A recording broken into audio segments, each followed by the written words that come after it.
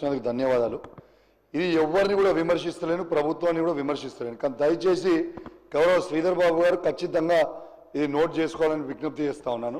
Sir ఒక్కటి request sir, నా ఇంటి మీద దాడి అయిన రోజు ఉన్న సైబరాబాద్ డీసీపీ గారు, మాదాపూర్ ఏసీపీ గారు, గచ్చిబౌలి సిఐ గారు పైలట్ ఎస్కాట్లు ఇచ్చి గుండాలను తీసుకొచ్చి నా ఇంటి మీద దాడి చేపించారు సార్. నేను ఒక బాధ్యత కలిగా ఎమ్మెల్యేని, నా మీదనే ఇలా దాడి చేపిస్తే ఇది ఎంతవరకు కరెక్ట్ అని చెప్పి నేను అడుగుతా ఉన్నాను.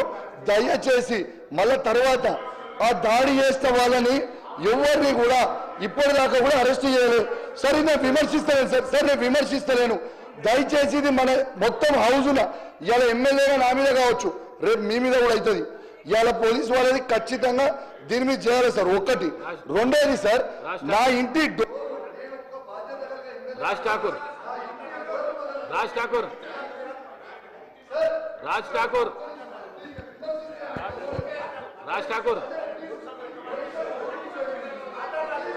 హలో అధ్యక్ష, ధన్యవాదాలు అధ్యక్ష. కూర్చో అధ్యక్ష. క్లారిఫికేషన్ అడగమంటే క్లారిఫికేషన్ ఎట్లా అధ్యక్ష? ధన్యవాదాలు అధ్యక్ష.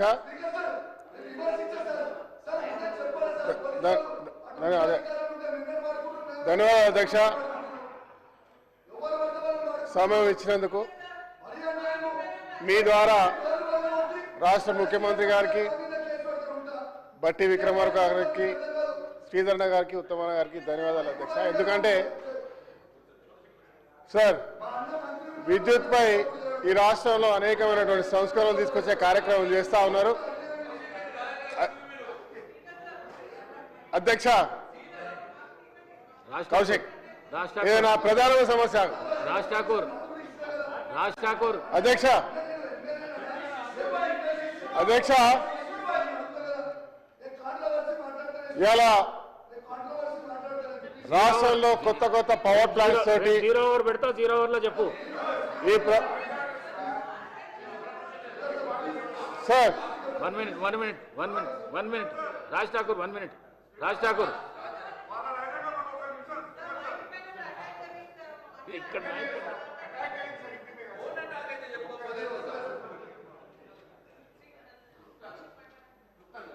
సార్ తర్వాత అది అయిపోయిన తర్వాత సార్, నేను ఎమ్మెల్యేని, నేను ఒక రౌడీ షీటర్ కాదు, నక్సలైట్ కాదు, నాకు ఎట్లాంటి క్రిమినల్ బ్యాక్గ్రౌండ్ లేదు. నేను క్రికెట్ ఆడి భారతదేశానికి జెండా మోసిన వ్యక్తిని. తర్వాత నేను ఎమ్మెల్యేగా అయినా సార్.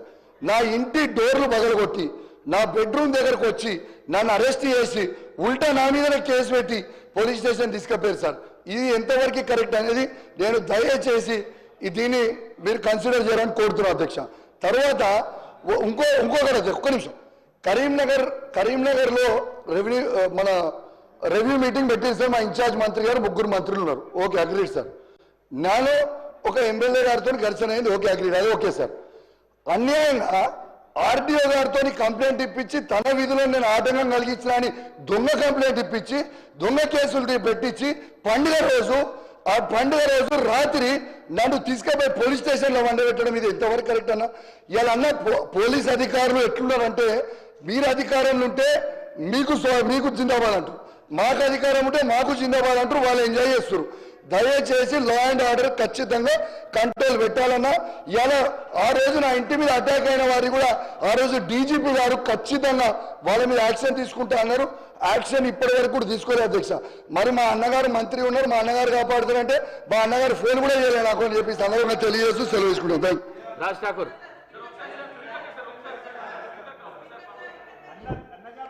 ధన్యవాదాలు అధ్యక్ష. అధ్యక్ష, విద్యుత్ మీద మాట్లాడుతున్నాను అధ్యక్ష.